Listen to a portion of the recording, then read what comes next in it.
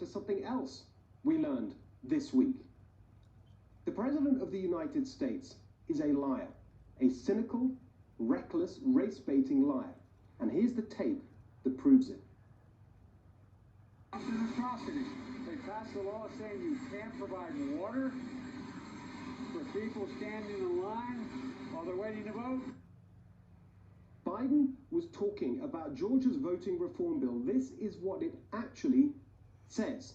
It's on the screen now. Biden said, quote, "They passed a law saying you can't provide water for people standing in line while they're waiting to vote.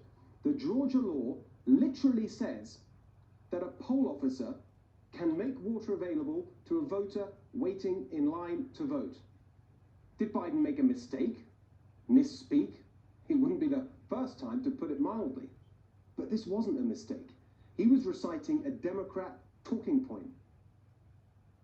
A new giant voting omnibus bill that would, among other things, ban people from giving food and water to voters waiting in line. It is going to make it illegal to give somebody this to stand in line to vote. They're now banning water being given to black people in line. I mean, they don't say black people, but they might as well. It is a categorically false Democrat talking point amplified by the Democrats' servants in the media.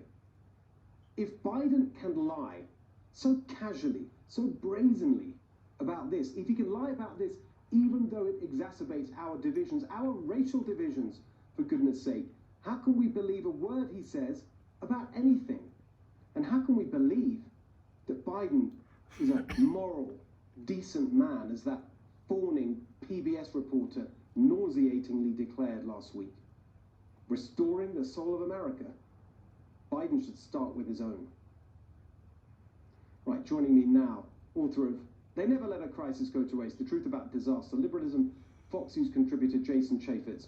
Jason, there's a lot of conversation we could have about this whole question of the Georgia law, HR 1 and so on, but this point about water, it just really stood out to me. In some ways you could say it's a small point, but the fact that they're lying in such a reckless and cynical way, I think tells you all about who they really are.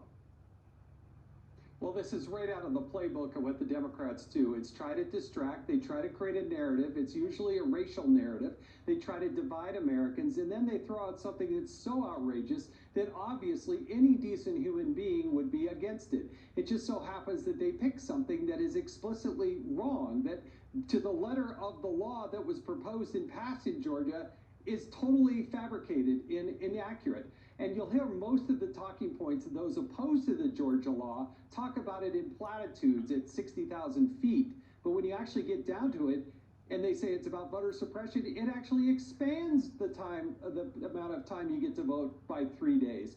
It solidifies that people have access to ballot boxes and these types of things. But it's about race and it's about division for them by creating this distraction. And then, of course, the subtext, Steve, is they want to nationalize elections. They don't think the people of Georgia can come up with how Georgians should vote. Exactly, and the dishonesty is so cynical. I mean, and the way that it's just so faithfully recycled in the press. I mean, the whole framing of this. I mean, they keep going on over at CNN about how Fox News propaganda and whatever. Like their news shows literally describing the bill as a voter suppression bill. Their news anchors recycling this completely false point about water. Well, you were kind enough to talk about the new book that I have that's coming out next weekend. I literally dedicated an entire chapter. It's called Rigging Elections for the Future. And the point is, they have been planning this not for a year, but 2 years. They've been planning this for just this moment in time so that they can get in a power position and then be able to change the fundamentals of the election so that, for instance, ballot harvesting. Most people don't know what it is, but it allows any individual to go out and collect your ballot and then deliver it without voter authentication, those types of things. And they know that if they had to get in the weeds, they'd lose the argument. So rather than argue on the merits of an actual bill, make it about race and division and human decency, and then poo-poo people and say, oh, well, guess what? You wouldn't be a decent human being if you were in favor of that possible bill. You couldn't possibly be in favor of it. I know. It's so outrageous. It's predictable. This word, cynical. It's totally predictable. Yeah. So cynical. Jason, we'll see you later tonight. You've got some great information for us on Biden family corruption, so we'll see you then. Yeah. Coming up, a new bombshell interview on the origins of the pandemic, and we're not even talking about former CDC Director Robert Redfield saying he thinks it came from the Wuhan lab. It's a different interview, one you almost certainly missed, including new questions about the role of Dr. Anthony Fauci. We've got the details.